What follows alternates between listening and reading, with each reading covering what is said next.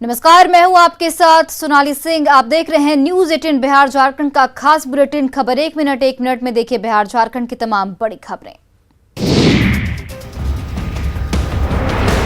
बक्सर में वायुसेना के हेलीकॉप्टर को निकालने की कोशिश की जा रही है। बक्सर पहुंची एक्सपर्ट की टीम ये काम शुरू कर चुकी है और अब काफी हद तक सफलता भी मिल गई है। हेलीकॉप्टर का चारों पहिया मिट्टी में धंस गया था, जिसकी वजह से काफी दिक्कतें हो रही थी। लेकिन अब बताया जा रहा है कि वायुसेना के हेलीकॉप्टर चिनूक के चारों पहियों को मिट्टी से निकाल लिया गया है।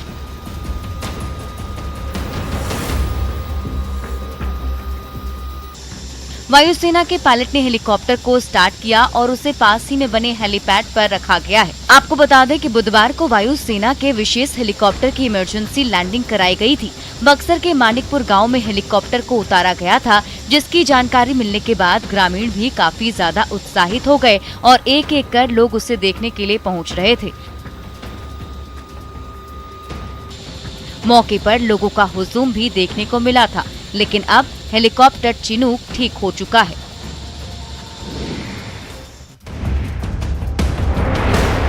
पटना एयरपोर्ट पर कल बड़ा हादसा होने से टल गया। यात्रियों को लेकर दिल्ली जा रही इंडिगो की फ्लाइट एक पक्षी से टकरा गई।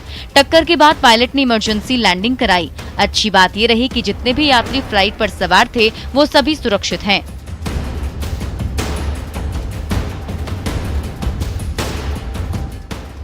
बताया जा रहा है कि इंडिगो की फ्लाइट पटना से दिल्ली के लिए उड़ान भर रही थी। जैसे ही प्लेन ने उड़ान भरी, वैसे ही फ्लाइट बर्ड से टकरा गई, जिससे फ्लाइट की इमरजेंसी लैंडिंग करानी पड़ी।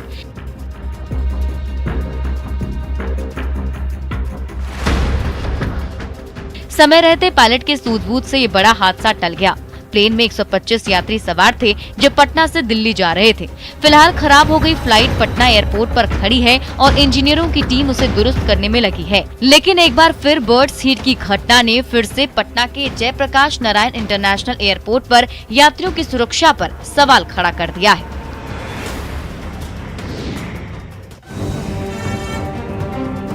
पटना में आज से जेडीयू की अहम बैठक होने वाली है। कल राष्ट्रीय परिषद की बैठक से पहले आज पदाधिकारियों की बैठक होगी। राष्ट्रीय परिषद की बैठक में बिहार के मुख्यमंत्री नीतीश कुमार, पार्टी के राष्ट्रीय अध्यक्ष राजीव रंजन सिंह उर्फ ललन सिंह और जेडीयू के पूर्व राष्ट्रीय अध्यक्ष और केंद्रीय इस्पात मंत्री आरसीपी सिंह भी शामिल होंगे। साथ ही ये पहला मौका होगा जब जेडीयू में अगड़े वर्ग के नेता के राष्ट्रीय अध्यक्ष बनने के बाद राष्ट्रीय परिषद की बैठक में तीनों नेता एक साथ नजर आएंगे। राष्ट्रीय परिषद की बैठक से पहले राष्ट्रीय पदाधिकारियों की मीटिंग होगी। ये मीटिंग आज शाम 4 बजे जेडीयू के प्रदेश कार्यालय में की जाएगी।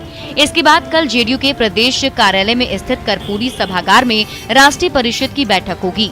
जानकारी के मुताबिक पार्टी के इस अहम बैठक में कई फैसलों पर मुहर लगेगी। 31 जुलाई को दिल्ली में हुए राष्ट्रीय कार्यकारिणी की बैठक में लिए गए फैसलों पर भी मुहर लग सकती है। प्रधानमंत्री नरेंद्र मोदी न सिर्फ अपने कामों से लोगों को प्रभावित करते हैं, बल्कि मन की बात के जरिए युवाओं को भी प्रेरणा देते हैं। मोदी के मन की बात से प्रेरित होकर बिहार का नाम रोशन किया है यश झा ने। मधुबनी के रहने वाले 15 साल के युवा यश झा ने पीएम से प्रेरित होकर 2 कहानियां लिख डाली। दोनों कहानियां ऐसी हैं जिसने देश भर के सबसे बेहतर कहानियों में जगह बना ली है। यश को 12 जनवरी को युवा दिवस के दिन प्रधानमंत्री खुद सम्मानित करेंगे। देश भर से आए कहानियों को नेशनल बुक ट्रस्ट और विशेषज्ञों ने परखा और फिर सबसे बेहतर कहानियों की श्रेणी में जगह दिया है।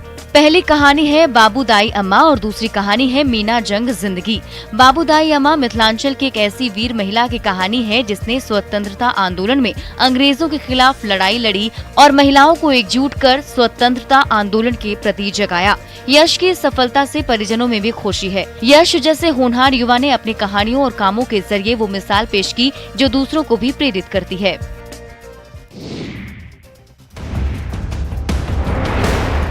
गोपालगंज में मांझागढ़ प्रखंड को जिला मुख्यालय से जोड़ने वाली ग्रामीण कार्य विभाग की मुख्य सड़क पर अब चलना मुश्किल हो गया है।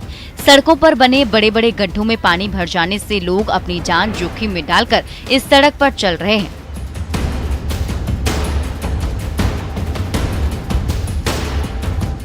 इस सड़क की मरम्मती के लिए स्थानीय लोगों ने कई बार स्थानीय विधायक और जिला प्रशासन तक से मदद की गुहार लगाई है, लेकिन कोई भी इनकी सुध लेने नहीं पहुंचा है।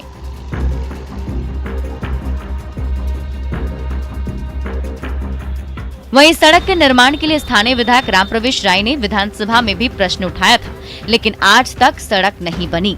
बताया जा रहा है कि इस सड़क का निर्माण 2017 में हिमालय कंस्ट्रक्शन कंपनी की तरफ से कराया गया था। सड़क को बनाने में करीब 1,41,14,000 रुपए की लागत आई थी। उम्मीद थी कि लोगों का आवागमन अब सुलभ हो पाएगा, लेकिन ग्रामीण अब भी परेशान हैं। गोपालगंज में गंडक का जलस्तर लगातार बढ़ रहा है, जिसको लेकर गोपालगंज जिला प्रशासन अलर्ट मोड पर है। वाल्मीकि नगर बराज से 4,04,000 क्यूसेक पानी छोड़ा गया है, जिसका असर अब गोपालगंज में देखने को मिल रहा है। सदर प्रखंड के करीब आधा दर्जन पंचायतों का जिला मुख्यालय से संपर्क टूट गया है। डीएम ने बढ़ते जलस्तर को लेकर लोगों से अपील की है कि वे तटबंध पर आ जाएं। पानी वाले इलाके में रह रहे लोगों को सुरक्षित बाहर निकालने का निर्देश दिया गया है। गंडक में तेज बहाव को लेकर नाव के परिचालन पर भी रोक लगा दी गई है। हालांकि लोग मजबूरी में छोटी नाव से जरूरी काम निपटा रहे हैं। आप यहाँ पर कितने दिनों से बाढ़ का पानी बढ़ा हुआ है? यहाँ पर करीबन 1 हफ्ते से बढ़ा है।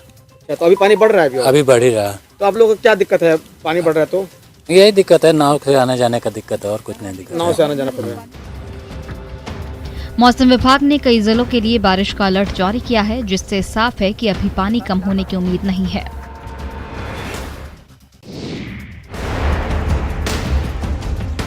गंडक नदी का जलस्तर बढ़ने के बाद तकरीबन 1 सप्ताह से झंडूटोला स्थित एसएसबी कैंप में बाढ़ का पानी घुसने से जवान परेशान हैं। वाल्मीकि नगर थाना क्षेत्र के लक्ष्मीपुर रामपुरवा पंचायत अंतर्गत आने वाले चकदहवा, झंडूटोला, बिंटोली, कान्हीटोला सहित एसएसबी 21वीं वाहिनी के कैंप में बाढ़ का पानी घुस गया है। गंडक नदी के किनारे गांव में रहने वाले लोगों को हर साल ऐसी परेशानी से दो चार होना पड़ता है। कई लोग पलायन करने पर मजबूर हो गए हैं। इस बार भी लगातार बारिश की वजह से गंडक नदी के जलस्तर में वृद्धि हुई है, जिससे उस क्षेत्र में गंडक नदी का पानी घुस गया है, जिससे आम जनजीवन अस्त व्यस्त हो चुका है। कैंप में करीब 3 फीट पानी लगा है। एसएसबी के जवानों ने ऊंचे सुरक्षित स्थानों पर अपना नया ठिकाना बनाया है।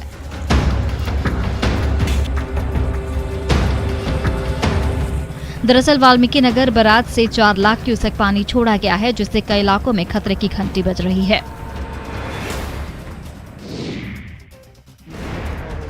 सात नदियों से घिरे खगड़िया में नदी से हो रहे कटाव एक बड़ी समस्या बनती जा रही है। नदी हर साल अपना धार बदल रही है, जिसके कारण नए इलाके में कटाव शुरू हो जाता है। लोग कटाव के डर से अपने आशियाना को तोड़ने को मजबूर हैं। सदर प्रखंड के मधुरा गांव में बागमती नदी से भीषण कटाव शुरू हो गया है। 2 दिन में 10 से अधिक घर कटाव के भेंट चढ़ चुके हैं। 1 सप्ताह पहले कटाव को रोकने के लिए फ्लड फाइटिंग कार्य किया गया था, लेकिन वह भी पानी में बह गया। कटाव हो रहा है, इसी वजह से किसी जगह ले जाके घर देंगे। जमीन भी नहीं है कहीं पे, और क्या सब बोलेंगे। 2 दिन से कितना दिन से कटाव चल रहा है? अभी 2 दिन से तो बहुत अधिक चल रहा है पूरे। वहीं कई इलाकों में बाढ़ का पानी कम हुआ है, लेकिन इसका असर दिख रहा है। परबत्ता प्रखंड के माधवपुर पंचायत में स्थित मुरादपुर गांव जाने वाली सड़क बाढ़ के पानी के कारण टूट गई, जिससे कई गांव का संपर्क टूट गया है। लोगों ने जुगाड़ से सड़क पर आने जाने की कोशिश शुरू की है, लेकिन यह खतरनाक है। किशनगंज जिले के दौला में बाढ़ से ग्रामीण परेशान हैं। जान जोखिम में डालकर ग्रामीण आना जाना कर रहे हैं। जो सरकारी नाव मिली थी वो भी टूट गई। मजबूरन ग्रामीण थर्मोकोल से नाव बनाकर उससे ही आना जाना करते हैं।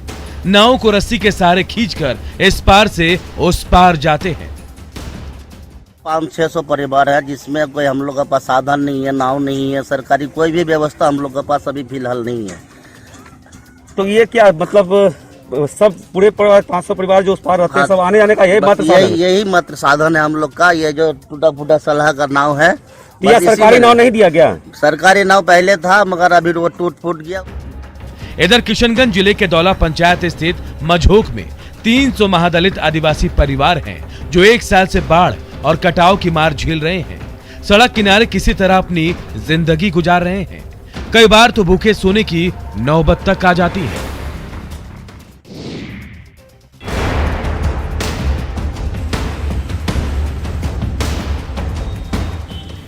लगातार 2 दिन की बारिश ने दरभंगा शहर को दरिया बना दिया है। हालात यह है कि दरभंगा नगर निगम खुद डूब गया है।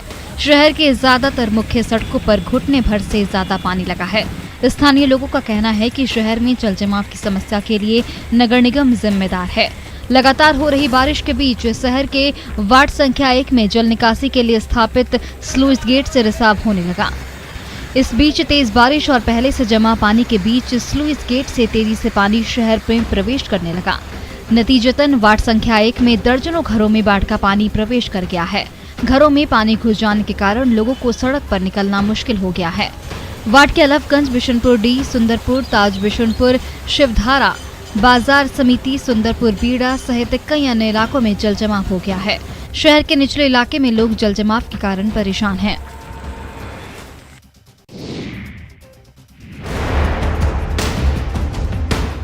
मौसम विभाग ने बारिश को लेकर बिहार के कई जिलों में येलो अलर्ट जारी किया है, जिसका असर भी दिख रहा है।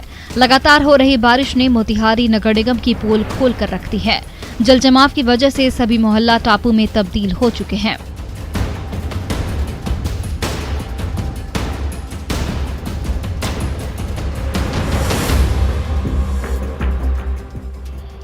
सबसे बुरा हाल सदर अस्पताल का है, जहां पिछले 4 दिनों से हो रही बारिश के कारण सदर अस्पताल परिसर तालाब में तब्दील हो गया है, जिससे मरीज के साथ ही अस्पताल के कर्मियों और डॉक्टरों की भी परेशानी बढ़ गई है।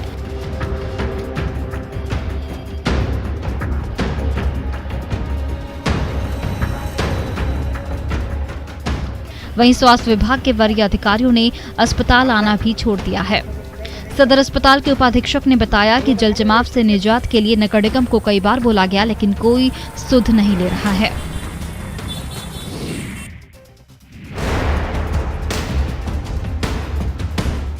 लगातार बारिश का असर स्वास्थ्य व्यवस्था पर भी देखा जा रहा है। कई अस्पतालों में जल जमाव हो गया है।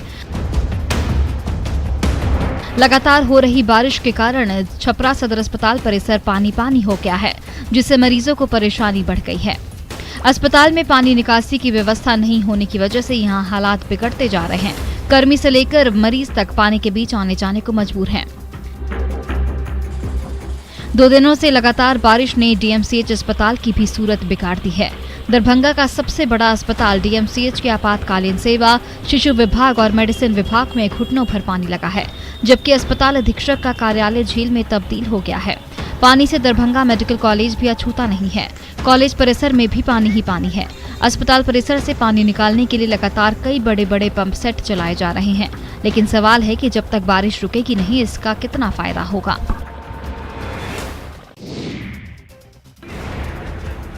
कटिहार में सालों बाद गंगा ने अपना रौद्र रूप दिखाया।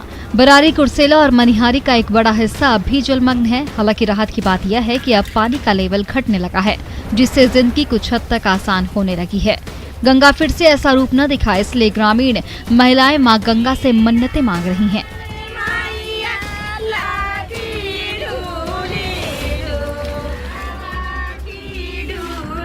बड़ी बात यह है कि मनिहारी दियारा क्षेत्र में रहने वाली इन महिलाओं को इतनी परेशानी के बावजूद मां गंगा से कोई शिकायत नहीं है।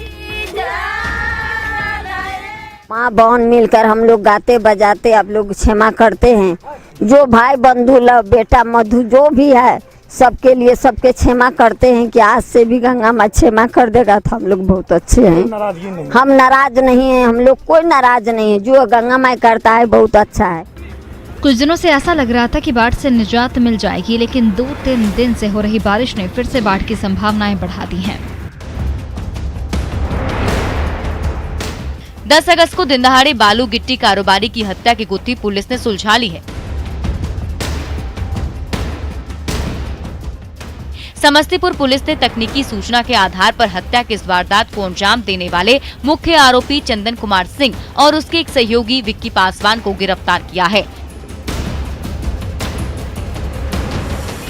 और ये पूरा खुलासा घटना को अंजाम देने वाले शूटर और उसके सहयोगियों ने किया। उसी ने बताया कि कैसे इस पूरी हत्या की प्लानिंग की गई थी।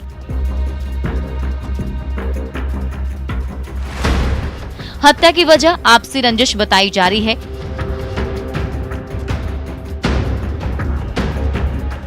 मिली जानकारी के मुताबिक मृतक कारोबारी के द्वारा गांव में ही मनरेगा योजना के तहत एक पुलिया का निर्माण कराया गया था, जिसको लेकर ग्रामीण सूरज सिंह के साथ उसका विवाद चल रहा था और इन्हीं वजहों से कारोबारी की हत्या कर दी गई।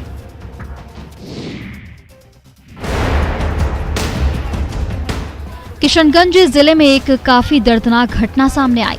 तालाब में नहाने के दौरान एक महिला अनियंत्रित होकर डूबने लगी, जिसे बचाने गई 2 और महिला भी डूब गई। एक दूसरे को बचाने में गहरे पानी में तीनों चली गईं और डूबने से तीनों की मौत हो गई। काफी देर तक घर नहीं लौटने पर लोगों ने तीनों की खोजबीन शुरू की। आसपास नहीं मिलने पर लोग तालाब की ओर गए। उसके बाद लोग तालाब में ढूंढना शुरू किया। काफी मशक्कत के बाद तीनों को बाहर निकाला गया। हालांकि तब तक काफी देर हो चुकी थी। आनन फानन में परिजनों ने तीनों को टप्पू स्थित दिघल बैंक सामुदायिक स्वास्थ्य केंद्र ले गए, जहां पर ड्यूटी पर तैनात डॉक्टरों ने तीनों को मृत घोषित कर दिया।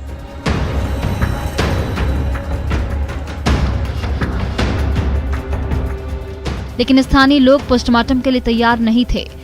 शव के गांव पहुंचते ही लोगों ने तय किया और तीनों को नेपाल में कहीं इलाज के लिए लेकर गए।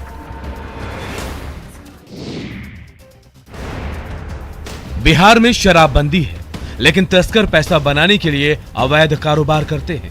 लेकिन पुलिस भी शराबबंदी की आड़ में नाजायज काम करती है। गोपालगंज के यादवपुर थाने में तैनात एएसआई ललन शर्मा का ऑडियो इसका सबूत है। ललन शर्मा एक पिता पुत्र को शराब के झूठे मामले में फंसाने की धमकी दे रहे हैं।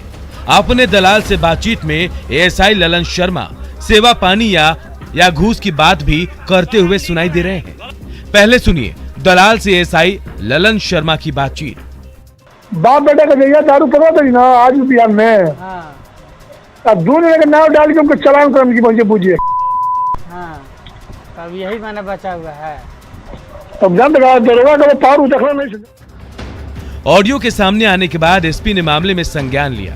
एसपी ने कहा कि शराब बरामदगी को लेकर पुलिस अलर्ट है। शराब के कानून का गलत तरीके से प्रयोग करता है और मामला सही पाया जाता है तो उस पुलिस अधिकारी के खिलाफ कड़ी कार्रवाई की जाएगी। छपरा में एक स्ट्रीट वेंडर को पुलिसकर्मी द्वारा पीटने का वीडियो वायरल हो रहा है। वीडियो में सारण पुलिस का एक जवान जो ट्रैफिक ड्यूटी में तैनात है वो एक ठेले वाले को पीटता दिख रहा है। इस ठेले वाले की गलती सिर्फ इतनी है कि उसने सिपाही की बात अनसुनी कर दी। फिर क्या था, ठेले पर टमाटर बेचने वाले शख्स के लिए यही भारी पड़ गया। देखिए वीडियो में कैसे पुलिस के जवान के द्वारा बिजली के मोटे वायर से ठेले वाले की पिटाई की जा रही है। इसका वीडियो वहां खड़े लोगों ने बना लिया जो अब वायरल हो रहा है। छपरा में खाकी की गुंडागर्दी की तस्वीर सामने आने के बाद लोग भी हैरत में हैं। पूरा मामला एसपी कार्यालय के पास का है। सवाल है कि जिस पर लोगों की सुरक्षा की जिम्मेवारी है वही ऐसा व्यवहार कैसे कर सकता है। अब लोग दोषी पुलिस के जवान पर कार्रवाई की मांग कर रहे हैं।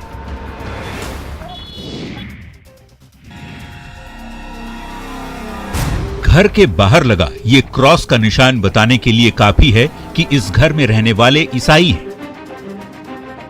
गांव का नाम नाढ़ातरी है और ये बांका जिले के फुल्लीडुमर प्रखंड में स्थित है। इस गांव के अधिकांश घरों के बाहर आपको क्रॉस का ये निशान देखने को मिल जाएगा, यानी यहाँ के अधिकतर लोग ईसाई हैं। पर ऐसा नहीं है कि हमेशा से ही ये ईसाई रहे हों। आदिवासी समुदाय से ताल्लुक रखने वाले इन लोगों को गरीबी और बीमारी ने धर्म परिवर्तन करने को मजबूर कर दिया। एक तरफ धर्मांतरण की प्रक्रिया चल रही है तो दूसरी तरफ आदिवासी बहुल इलाके में भीतिया पंचायत के पूर्व मुखिया जागेश्वर मरांडी जैसे कुछ लोग भी हैं जो लगातार इस काम में लगे हुए हैं कि जिन लोगों ने धर्मांतरण किया है उन्हें समझा बुझाकर वापस अपने धर्म में लाया जाए। अपने मकसद में वो एक हद तक कामयाब भी हो रहे हैं, लेकिन गरीबी और ईसाई मिशनरीज के बल के सामने ये प्रयास ऊंट के मुंह में जीरे के समान है। मध्य विद्यालय चरका पत्थर उस खौफनाक घटना का गवाह है जब 7 फरवरी 2011 की मध्य रात्रि में नक्सलियों ने यहां धावा बोला और स्कूल भवन पर बुलडोजर चलवा दिया था। नक्सलियों द्वारा ढाए गए कहर में 14 कमरे पूरी तरह से ध्वस्त हो गए थे।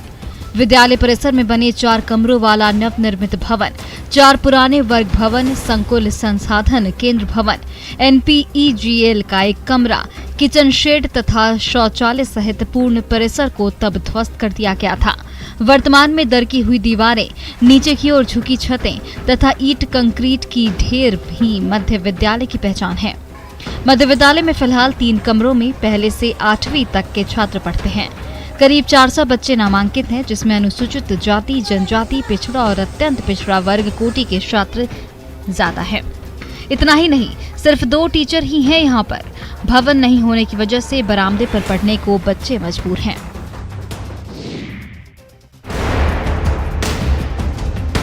झारखंड के कई जिलों में जंगली हाथियों का कहर जारी है। लगातार हाथी गांव में घुसकर नुकसान पहुंचा रहे हैं। हजारीबाग में भी हाथियों का आतंक लगातार जारी है।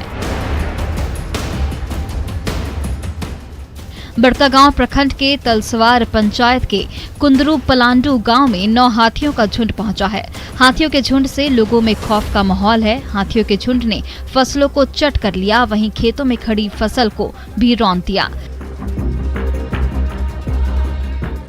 कल हाथियों ने आंगो पंचायत के फटारिया पानी गांव निवासी पारा शिक्षक रूपन खलको का घर भी क्षतिग्रस्त कर दिया।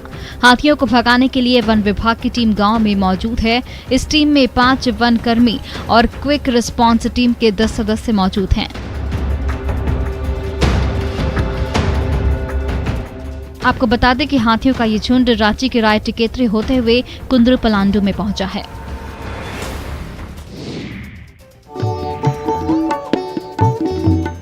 कोरोना काल में मंदिरों और पूजा स्थलों को बंद रखा गया। कोशिश थी कि संक्रमण को रोका जाए, लेकिन अब जिंदगी पटरी पर लौट रही है। ऐसे में अनलॉक 6 के दौरान सभी पूजा स्थल खोल दिए गए हैं। विश्व धरोहर महाबोधि मंदिर भी आम श्रद्धालुओं के लिए खुल गया है। हालांकि मंदिर में बिना मास्क की एंट्री नहीं हो पाएगी।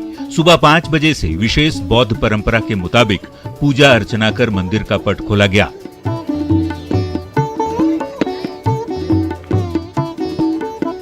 गुरुवार को प्रबंधकारिणी की ओर से विशेष तौर पर बड़े पैमाने पर सैनिटाइजेशन अभियान और साफ सफाई अभियान चलाया गया। महाबोधि मंदिर सुबह 5 बजे से रात 9 बजे तक खुला रहेगा। पहले दिन होने के कारण महाबोधि मंदिर में काफी कम श्रद्धालु आ रहे थे। वहीं गया के विष्णुपद मंदिर और शक्तिपीठ मां मंगला गौरी का दरवाजा भी श्रद्धालुओं के लिए गुरुवार से ही खोल दिया गया है, जहां भारी संख्या में भक्त मंदिर में पूजा अर्चना कर रहे हैं। और फिलहाल इस बुलेटिन में इतना ही। आप देखते रहिए न्यूज़ 18 बिहार झारखंड।